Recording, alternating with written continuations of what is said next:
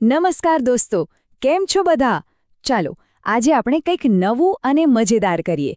આપણે જઈશું પ્રકૃતિના દોસ્તોને મળવા અને એમની સાથે રમતા રમતા અંગ્રેજી શીખીશું. મસ્ત મસ્ત ગીતો હશે, સરસ વાર્તાઓ પણ હશે અને કેટલીક રમતો પણ. તો બધા તૈયાર છો ને? ચાલો ત્યારે શરૂ કરીએ આપણી આ સફર. તો સૌથી પહેલાં આપણે એક મસ્ત મજાનું ગીત ગાઈએ. હું અંગ્રેજીમાં ગાઈશ અને આપણે સાથે મળીને એનો મતલબ સમજીશું. When birds get up in the morning, they always say good morning. When birds get up in the morning, this is what they say. Chop, chop, chop, chop, chop, chop. આ ગીતમાં get up in the morningનો મતલબ છે સવારે ઉઠવું અને પક્ષીઓનો અવાજ કેવો હોય છે? હા, ચપ, ચપ, ચપ, ચપ. હવે સાંભળો કૂતરાઓ વિશે.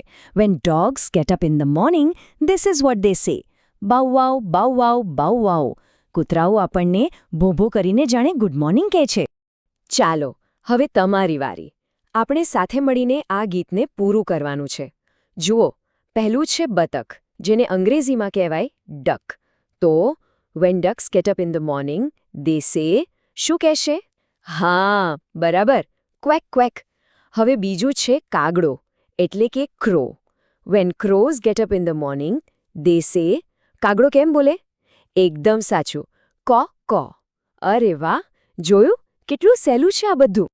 ગીત ગાવાની તો બહુ મજા આવી. હવે વારો છે એક સરસ મજાની વાર્તાનો. આ વાર્તા છે જંગલના પ્રાણીઓ વિશે અને એ આપણને એક બહુ જ જરૂરી વાત શીખવશે. તો ચાલો જાણીએ કે જંગલનું રહસ્ય શું છે. આપણી વાર્તાનું નામ છે everyone is unique. Unique, unique આ એક નવો શબ્દ છે. એનો મતલબ થાય છે એવું ખાસ જેના જેવું બીજું કોઈ ના હોય. તો આ વાર્તામાં જંગલના બધા પ્રાણીઓ એકબીજાને જોઈને વિચારતા કે કાશ મારામાં પણ એની જેવી આવડત હોત.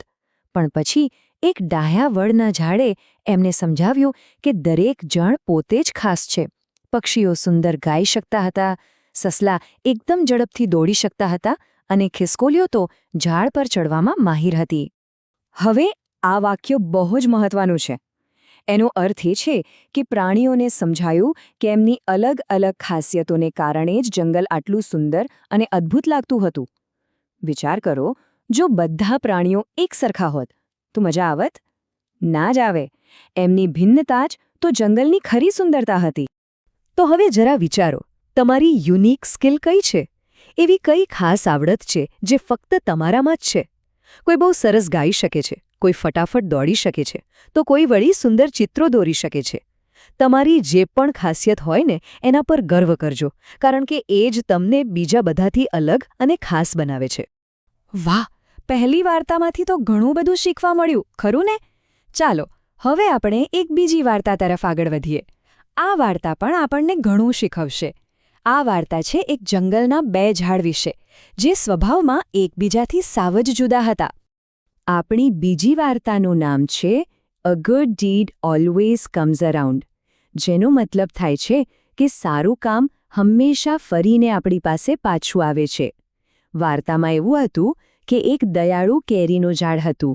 એણે મધમાખીઓને પોતાની ડાળી પર ઘર એટલે કે મધપૂડો બનાવવાની મંજૂરી આપી.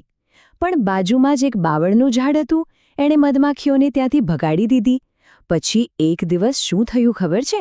કેટલાક કઠિયારા કેરીના ઝાડને કાપવા આવ્યા, પણ પેલી મધમાખીઓએ એમને ડંખ મારીને ભગાડી દીધા.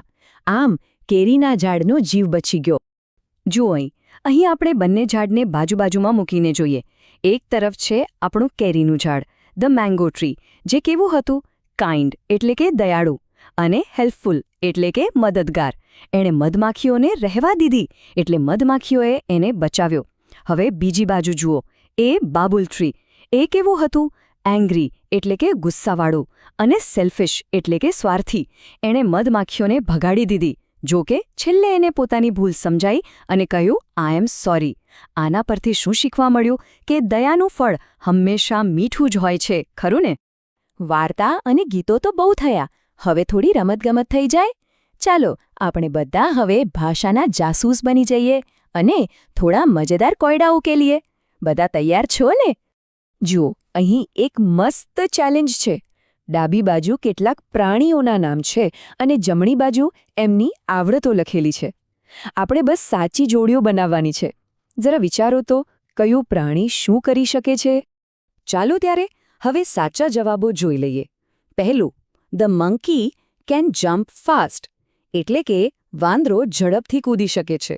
બીજું, the cow can give us milk, એટલે કે ગાય આપણને દૂધ આપે છે. ત્રીજું, the parrot can talk and fly, પોપટ બોલી પણ શકે અને ઉડી પણ શકે. ચોથું, the kangaroo can hop on 2 legs, કાંગારૂ 2 પગ પર ઠેકડા મારી શકે છે. અને છેલ્લું, ધ ફિશ કેન સ્વિમ, એટલે કે માછલી તરી શકે છે. વાહ, ખૂબ સરસ. ચાલો હવે બીજો પડકાર. આ વખતે આપણે ખાલી જગ્યા ભરવાની છે.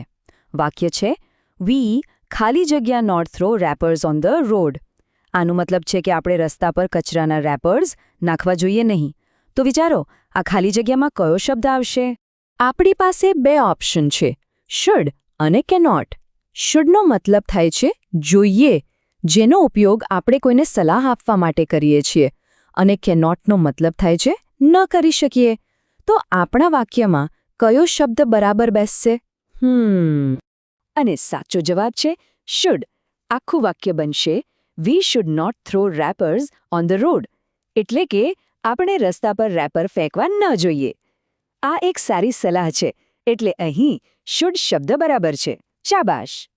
ચાલો હવે આપણે જે કંઈ શીખ્યા એને ચકાસવા માટે એકદમ ફટાફટ અને મજેદાર ઉખાણાની રમત રમીએ. હું તમને કેટલાક ઈશારા આપીશ અને તમારે પ્રાણીનું નામ ઓળખવાનું છે. તૈયાર? તો આપણું પહેલું ઉખાણું, હુ એમ આઈ, એટલે કે હું કોણ છું? એકદમ ધ્યાનથી સાંભળજો. I am king of the jungle. I can roar. Who am I? એટલે કે હું જંગલનો રાજા છું. હું ગર્જના કરી શકું છું. તો બોલો, હું કોણ છું? વિચારો, વિચારો. અને સાચો જવાબ છે સિંહ, લાયન. જંગલનો રાજા તો સિંહ જ હોય, બરાબર ને? સરસ. ચાલો હવે ફટાફટ બીજા ઉખાણા તરફ આગળ વધીએ. આ થોડુંક અલગ છે. ઉખાણું છે, I have a trunk, I am large and grey, but I am not a tree. Who am I? અહીં ટ્રંકનો મતલબ છે સૂંઢ અને લાર્જ એટલે મોટું. તો મારી પાસે સૂંઢ છે, હું મોટો અને રાખોડી રંગનો છું, પણ હું ઝાડ નથી. તો હું કોણ હોઈશ? અને જવાબ છે હાથી, એલિફન્ટ. વાહ, તમે બધા તો ખૂબ જ હોશિયાર છો. મજા આવી ગઈ. અને આજના દિવસનો સૌથી મહત્વનો સંદેશ એ છે કે દરેક શીખનાર અનન્ય છે, બરાબર જંગલના પ્રાણીઓની જેમ. મહાવરો કરતા રહો અને મજા માણો. યાદ છે ને પેલી વાર્તા? જે રીતે દરેક પ્રાણીની પોતાની ખાસિયત હતી, એ જ રીતે દરેકની શીખવાની રીત પણ ખાસ હોય છે. એટલે બસ પ્રયત્ન કરતા રહેવાનો અને મજા કરતા રહેવાનો. તો આજની આપણી આ મજેદાર સફર અહીં પૂરી થાય છે. પણ યાદ રાખજો, શીખવાની સફર ક્યારેય પૂરી નથી થતી. તો હવે સવાલ એ છે કે તમે આગળ શું નવું શીખવા માંગો છો? વિચારતા રહેજો, શીખતા રહેજો અને ખુશ રહેજો. આવજો.